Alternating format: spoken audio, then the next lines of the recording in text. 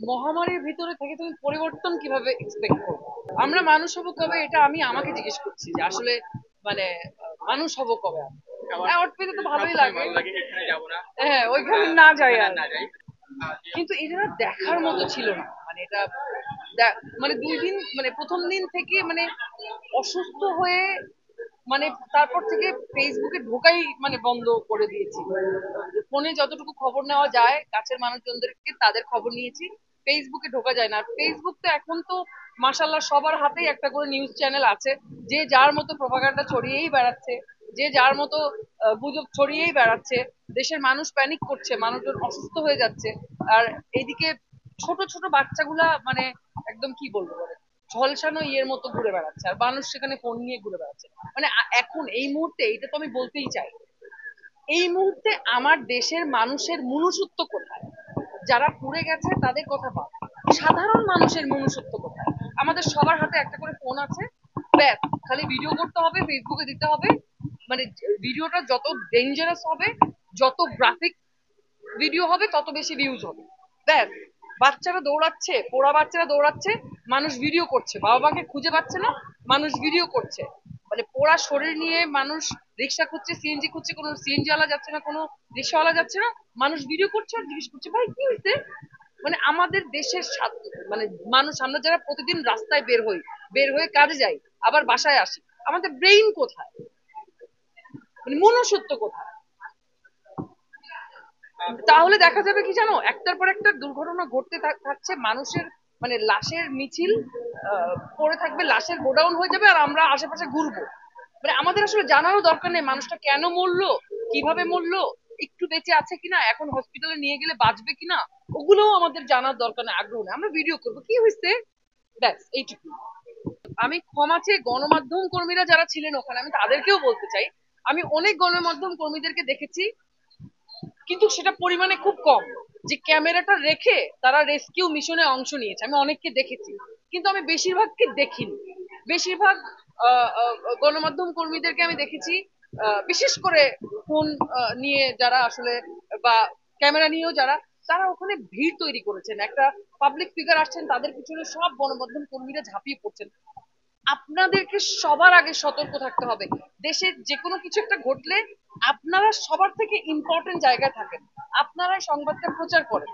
কিন্তু আপনারা যদি ওখানে যে আপনাদের জন্য যদি আসলে মানে আহ, কি বলে, যে ফায়ার সার্ভিসের গাড়ি আসা যাওয়াতে ঝামেলা হয়, বা উদ্ধার কাজে ঝামেলা হয়, বা একটা মানে ওই মুহূর্তে আসলে কে কে ওই মানে ওই মানে ওই জায়গাটা দর্শন করতে আসলো, ঘটনাটা ওইটা ইম্পর্টেন্ট না।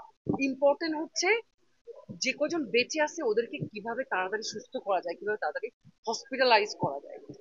এক্ষেত্রে আমি খুব অল্প কিছু গণমাধ্যম কর্মীদেরকে দেখেছি যারা ক্যামেরাটা আমরা ভুলে ওইখানে ঝাঁপিয়ে পড়েছেন উদ্ধার কার্যে, বেশিরভাগ গণমাধ্যম কর্মীদেরকে আমি দেখিনি। তো আমি এই কারণেই বললাম, আসলে আমাদের মানবতার সংকট চলতেছে মনে হয় আমার দেশে। আপনি একটা খুব খুব মানে সঠিক কথা আসলে, আহ, আমরা যারা আসলে শিল্পী, আমরা যারা আসলে দর্শকদেরকে বা সাধারণ জনগণকে আহ, আহ, বিভিন্ন গল্পের মাধ্যমে আমরা যারা আনন্দ দেওয়ার চেষ্টা করি, আহ, হ্যাঁ, আমাদের আমরা বললে যদি মানুষ শোনে, তাহলে বলতে পারি। এখন আসলে ভালো কথা কেউ শুনতে চায় না। আমি 10টা ফালতু কথা বলি বা 10টা খারাপ কথা বলি, বা ধরো তোমরা আমাকে জিজ্ঞেস করো যে আমার মাসিক ইনকাম কত, বা আমি এবার ঈদে কত কোটি টাকার কত লাখ টাকার ড্রেস পরে আজকে এসেছি, ওই ভিডিওগুলো বেশি ভাইরাল হচ্ছে বা ওইগুলোর ভিউজ বেশি হচ্ছে।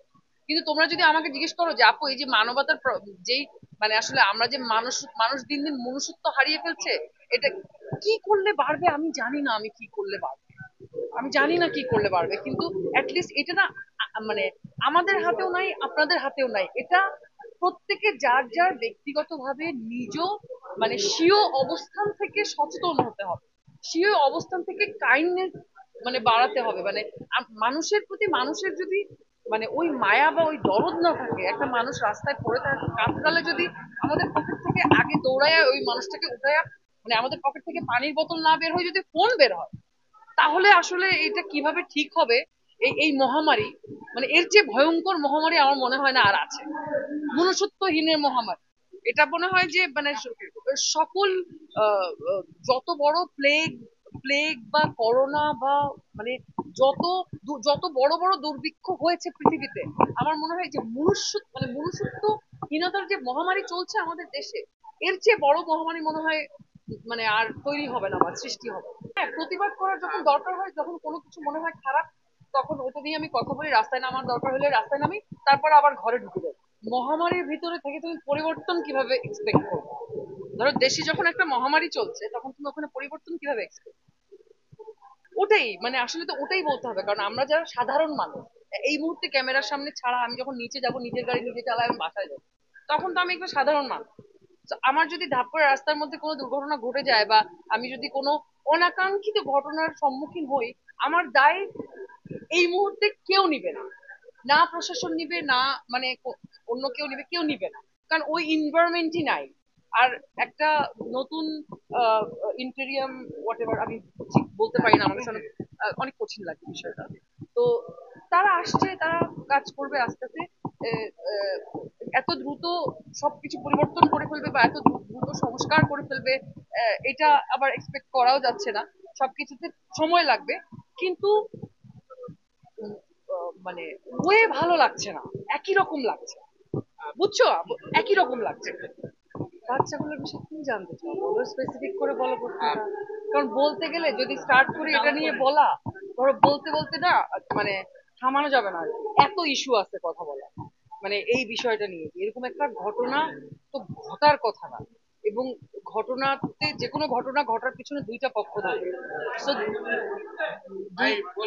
দুইটা পক্ষর মধ্যে একটা পক্ষ ভিকটিম, আর একটা পক্ষ হচ্ছে ধরো, হ্যাঁ, তো ধরো ভিকটিম যদি আমি স্কুলটাকে ধরি, আর যদি আমি অন্য পক্ষ যদি বিমান বাহিনী, আর যেহেতু এটা দুর্ঘটনা বলা হচ্ছে, তার মানে এটা ইচ্ছাকৃত না, কিন্তু ইচ্ছাকৃত না, ওকে ফাইন, বাট এইটা তো এই ঘটনা তো প্রত্যাশা করারও কোনো চান্সই নাই যে মানে এরকম একটা জায়গায় ফাইটার প্লেন উঠবে, বা আসলে দায়িত্ব বোধ কার কতখানি, এখানে কার আসলে কোন প্লেন ব্যবহার করা উচিত ছিল, কোন এরিয়ায় কে ফাইটার জেট উড়াবে না উড়াবে, এটা নিয়ে এখন কেন আলোচনা হবে? এটা নিয়ে তো এটা হচ্ছে, ধরো ওইখানটায় স্কুলটা কেন হবে, এই প্রশ্নটাও আসলে এখন করার প্রশ্ন নয়। এই প্রশ্নটা অনেক আগে করার প্রশ্ন। শিল্পীদেরকে মব ক্রিয়েট করে শিল্পীদের উপর বিভিন্ন ভাবে যে নির্যাতনটা হচ্ছে, এক ধরনের ব্লেম করে, একটা অদ্ভুত তকমা দিয়ে যে বন্ধ করে দেওয়া হচ্ছে, যে রুটি রুজির দরজা বন্ধ করে দেওয়া হচ্ছে, এটা একটা বিশাল বড় প্ল্যানের অংশ বলে আমার মনে হয় যে বাংলাদেশের সংস্কৃতি বা মানে সংস্কৃতির জায়গাটা, কৃষ্টি কালচারের জায়গাটা এত স্ট্রং ছিল, মানুষজন পড়াশোনা করতো, মানুষ সাহিত্য নিয়ে আলাপ করতো কোথাও গেলে। এখন বাংলাদেশের মানুষজন শুধু ফালতু বিষয় নিয়ে আলোচনা করে, অন্য কোনো কিছুর জন্য, ব্রেইন যাতে বাংলাদেশের মানুষের ঠিকঠাক কাজ না করে, এবং কাজ করার ক্ষেত্রে যেই যেই মাধ্যম আছে, প্রত্যেকটা মাধ্যম বন্ধ করে দেওয়া, যাতে করে কন্ট্রোল করতে সুবিধা হয়। আমার কাছে মনে হয় এটা অনেক বড় কোনো প্ল্যানের অংশ। এটা শুধু শুধু শুটিং হচ্ছে, অসুবিধা হচ্ছে দেখে এসে শুটিং হাউস বন্ধ করে দেওয়ার নির্দেশ, এগুলো না, এগুলো সব ওই যে মব যারা করছে, এটা নিশ্চয়ই কোনো না কোনো প্ল্যান করে করছে। একটা একটা শিল্পী, একটা নায়িকা একটা জায়গায় যখন একটা দোকান উদ্বোধন করতে যাচ্ছে, ও ও কি অশ্লীলতা ছড়াচ্ছে ওখানে, ওখানে কেন বাধা দেওয়া হচ্ছে? একটা আমাদের কাজ করতে কেন বাধা দেওয়া হচ্ছে? যারা খারাপ কাজ করছে তাদেরকে তো আপনি আইডেন্টিফাই করতে পারছেন, আপনি তাদেরকে যে ধরেন, তাদেরকে যে বলেন। আর আমাদেরও অনেক সমস্যা আছে, আমাদের অনেক নীতিমালা করা জরুরি ছিল, অনেক নীতিমালাতে স্ট্রং থাকা জরুরি ছিল, যেটা আমরাও করে উঠতে পারি। এক হাতে তো তালি বাজে না। তো আমরা আমাদের নিজেদেরকে প্রোটেক্ট করতে পারি নাই, এবং এখনো পারছি না। ভবিষ্যতের কথা জানি না, জানি না কবে মানুষ হবো আমরা। কিন্তু আমাদের যত দ্রুত সম্ভব মানুষ হওয়া উচিত। তা না হলে যেই দেশ, একটা সুন্দর দেশের স্বপ্ন দেখে এতদিন পরে এসে আমরা একটা জায়গায় দাঁড়িয়েছি, নতুন স্বপ্ন, নতুন সংস্কারের আশায়, সেই আশায় ঘুরে বালি হয়ে যাবে যদি আমরা মানুষ না হই। Thank you.